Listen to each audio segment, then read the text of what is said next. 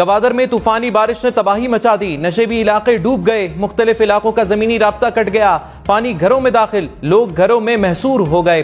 तूफानी बारिश से 7 घर गिर गए, 150 से ज्यादा मिलीमीटर बारिश रिकॉर्ड। गवादर में रेन इमरजेंसी नाफिज, मुतासरा इलाकों में रेस्क्यू ऑपरेशन। इंतजामिया के मुताबिक 40 अफराद को महफूज मकामात पर मुंतकिल कर दिया गया। मुतासरीन को खैमे, खुराक और अद्वियात फराहम कर रहे हैं। गवादर में कई मकामात पर पानी और नालों की वजह से सड़कें बंद हैं।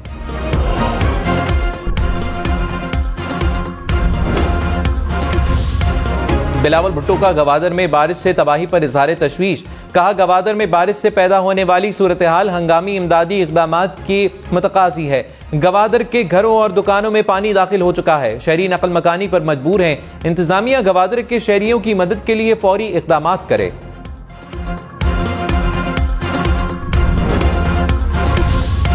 गवादर समेत बलोचिस्तान के मुख्तलिफ इलाकों में आज से फिर तूफानी बारिशों का खदशा। महकमा मौसमियात ने खबरदार कर दिया, 1 मार्च तक गवादर, केच, तुरबत समेत मुख्तलिफ अजला में बारिशों से नदी नालों में तुगयानी का खदशा। इस्लामाबाद और रावलपिंडी के नदी नालों में भी तुगयानी का खतरा। मरी, गलियात समेत खैबर पख्तूनख्वा और कश्मीर में नदी नाले बिफर सकते हैं। नारान, कागान, गिलगित बल्तिस्तान और कश्मीर की राब्ता सड़कें बर्फबारी से बंद होने का खदशा।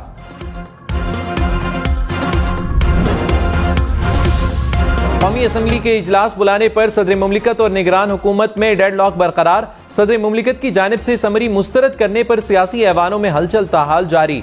सियासतदान आमने सामने। इसहाक डार ने कहा, आरिफ अलवी इजलास ना बुलाकर एक बार फिर आइन चिकनी करना चाहते हैं। स्पीकर ने मेंबर से हल्फ लेना है। सदर को चाहिए था बाइज्जत तरीके से इजलास बुलाते। सदर के पास इजलास बुलाने का इख्तियार नहीं रहा। कौमी असम्बली का इजलास खुद ब खुद 29 फरवरी को होगा।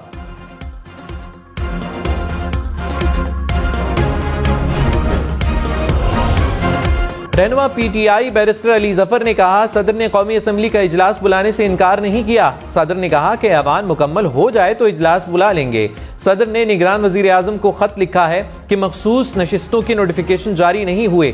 सदर का मौक़िफ़ आईनी तौर पर दुरुस्त है। आइन में गुंजाइश नहीं कि स्पीकर पहला इजलास तलब कर लें। स्पीकर और डिप्टी स्पीकर मुंतखब होने के बाद स्पीकर इजलास बुला सकता है।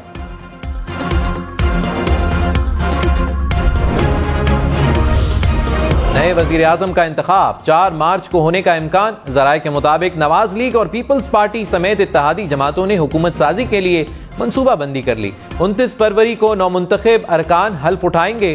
2 मार्च को स्पीकर, डिप्टी स्पीकर का इंतखाब होगा। 4 मार्च को कौमी असम्बली में नए वजीर आजम का चुनाव होगा। वजीर आजम बनने के लिए 169 वोट दरकार।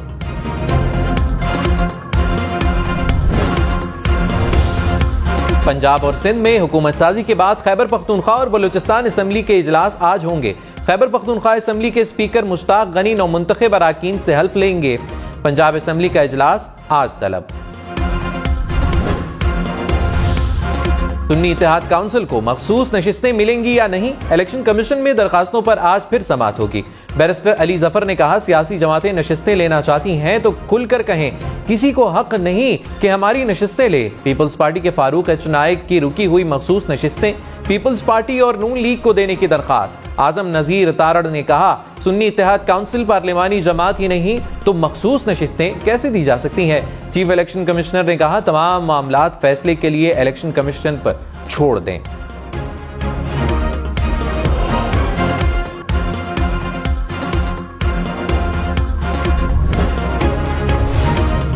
बिलावल भुट्टो ने कहा, सदर आरिफ अलवी पर आइन तोड़ने के 2 मुकदमात बनेंगे। एक मुकदमा अदम एतमाद के वक्त असम्बली तोड़ने का होगा, दूसरा मुकदमा कौमी असम्बली का इजलास ना बुलाने का होगा। आरिफ अलवी अपना फर्ज नहीं निभा रहे, आइन तोड़ रहे हैं। आइन में लिखा है हर हाल में 29 फरवरी तक कौमी असम्बली का इजलास बुलाना है। सदर कौमी असम्बली का इजलास बुलाने की आईनी जिम्मेदारी पूरी नहीं करते तो स्पीकर करेंगे। जैसे ही असम्बलियां तब्दील होंगी तो सदर भी तब्दील हो जाएंगे। मवाखिजे से नहीं, इलेक्शन के जरिए आरिफ अलवी को बदल देंगे।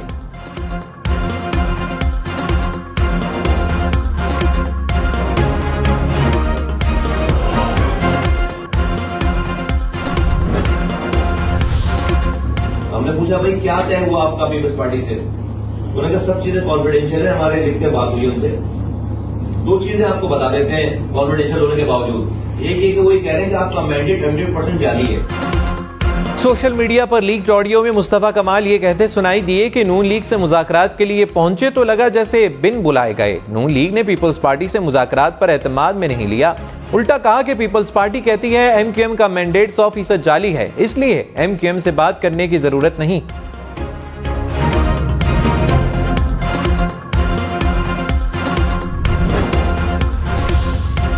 मुस्तफा कमाल ने लीक्ड ऑडियो की तस्दीक कर दी, कहा ऑडियो मेरी है, राब्ता कमेटी के इजलास में कोई वॉइस रिकॉर्डिंग कर रहा है।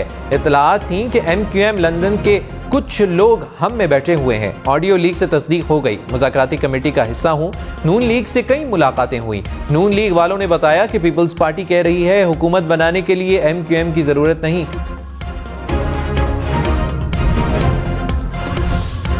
मरियम नवाज की 16 रुकनी काबीना फाइनल। जराये के मुताबिक मरियम औरंगजेब, अजमा बुखारी, सलमान रफीक, मुज्तबा शुजाउर रहमान काबीना का हिस्सा होंगे।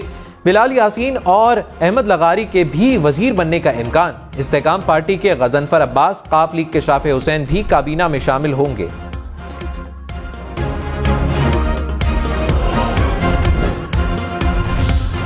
मौलाना फजलुर रहमान ने कहा पार्लियामान में रहेंगे लेकिन सदारती इंतखाबात में हिस्सा नहीं लेंगे। हमारी पोजीशन वाज़ेह है, किसी हुकूमत में शामिल नहीं होंगे। चाहते हैं मुल्क में तमाम मामलात बेहतर तरीके से चले। सिस्टम से बाहर हैं मगर मुल्क के अंदर ही हैं। पार्लियामानी किरदार जारी रखेंगे। पीटीआई के साथ सिर्फ राब्ता हुआ, कोई बाकायदा बातचीत नहीं हुई। किसी सियासतदान को कैद में रखने के हक में नहीं।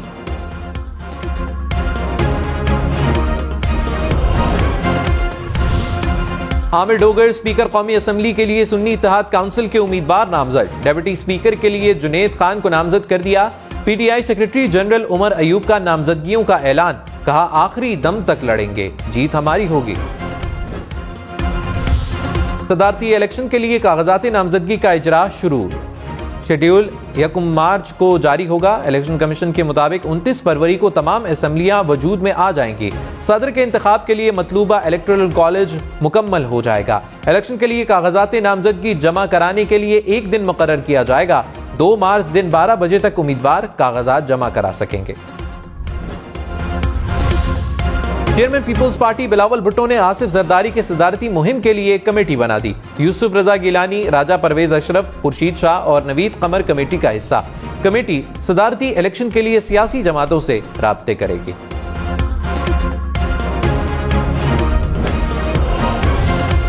सुप्रीम कोर्ट में जुल्फिकार अली भुट्टो रेफरेंस केस की समाअत। अदालती मावन ने कहा भुट्टो केस में कानूनी अमल की खुली खिलाफ वर्जी हुई। फर्द जुर्म भी मुल्जिमान पर अलग अलग आयद की गई।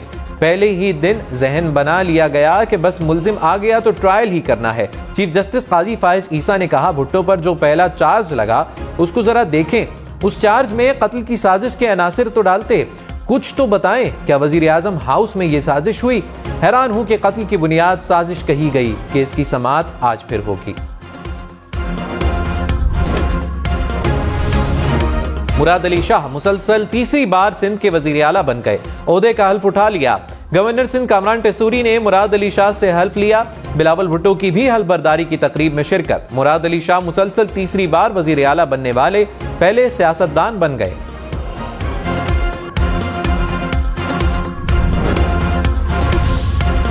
कराची में नागन पुल के करीब तेज रफ्तार कार फुटपाथ पर सोए हुए अफराद पर चढ़ गई। हादसे में एक बच्चे समेत 2 अफराद हलाक, 3 जख्मी हो गए। हलाक और जख्मी होने वाले आपस में भाई हैं। गाड़ी मुकम्मल तबाह, कार सवार फरार।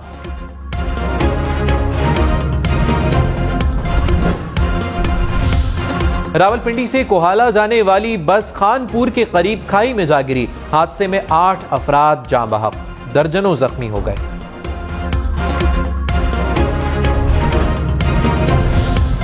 पिशावर के इलाके बड़बेर में पुलिस पर फायरिंग, एक एहलकार शहीद, मुल्जिमान फरार।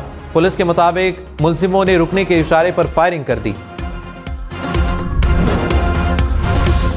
बलूचिस्तान के पहाड़ों पर बर्फबारी ने रंग जमा दिया। कोयटा, जियारत, चमन समेत मुख्तलिफ इलाकों में बर्फबारी। जियारत में 5 इंच तक बर्फ पड़ी। हर तरफ सफेदी की चादर बिछ गई। वादी शिगर समेत बल्तिस्तान डिवीजन में भी बर्फबारी। वादी तीरा में बर्फबारी से मुतासिरा इलाकों में बर्फ हटाने का सिलसिला जारी। शिमाली वजीरिस्तान में 2 रोज से जारी बर्फबारी थम गई।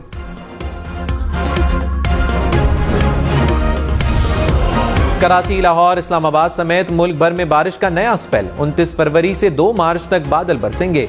कराची वाले भी तैयारी कर लें। पंजाब, सिंध और खैबर पख्तूनख्वा के मुख्तलिफ इलाकों में बारिश की पेशगोई, पहाड़ों पर बर्फबारी का इम्कान।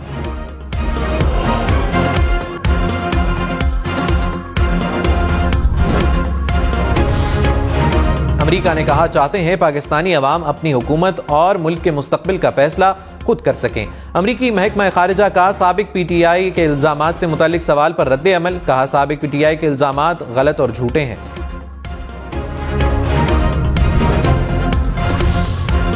लाहौर समेत पंजाब भर में ऑनलाइन ट्रैफिक चालान जमा न कराने वाले खबरदार। बैरूने मुल्क जाने के लिए कैरेक्टर सर्टिफिकेट नहीं मिलेगा। नौकरी के हुसूल के लिए पुलिस वेरिफिकेशन भी नहीं हो सकेगी। पुलिस के तमाम खिदमत मराकज सेफ सिटीज के साथ लिंक हो गए।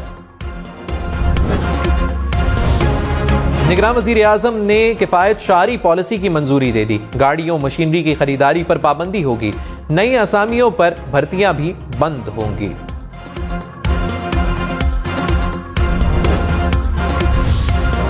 बिजली कंपनियां अहदाफ हासिल करने में नाकाम। नेपरा ने इस्लाहात की तजवीज दे दी। रिपोर्ट में बिजली तकसीम कार कंपनियों की कारकर्दगी को खराब करार दिया गया। कहा, मुल्क में बिजली वाफिर दस्तयाब है लेकिन कंपनियां इसे फरोख्त नहीं कर पा रही। सऊदी वली अहद शहजादा मोहम्मद बिन सलमान और यूक्रेन के सदर व्लादिमीर ज़ेलेंस्की के दरमियान दारुल हुकूमत रियाज में मुलाकात। यूक्रेन और सऊदी अरब के दरमियान देरपा अमन और इस्तेहकाम के हवाले से तबादला ख्याल। रूस ने पेट्रोल की बरामदात पर 6 माह के लिए पाबंदी आयद कर दी। पाबंदी का इतलाक 1 मार्च से होगा। अंदरूनी मुल्क तेल की कीमतें मुस्तहकम रखने के लिए बरामदात पर पाबंदी आयद की जा रही है।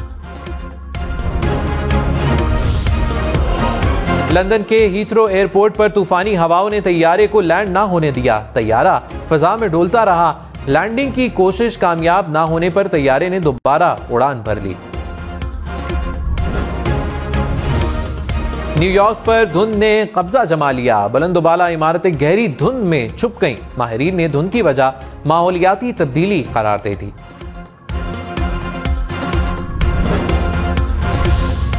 मैक्सिको में आतिशफशा ने राख और धुआं उगलना शुरू कर दिया। इलाके में दूर दूर तक धुएं के बादल छा गए।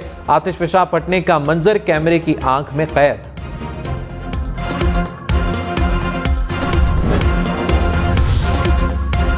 खला में पहली रिमोट सर्जरी से स्पेस मेडिकल के नए दौर का आगाज। जमीन पर मौजूद डॉक्टरों की टीम ने एक रोबोट का इस्तेमाल करते हुए खला में पहली बार रिमोट कंट्रोल सर्जरी अंजाम दी।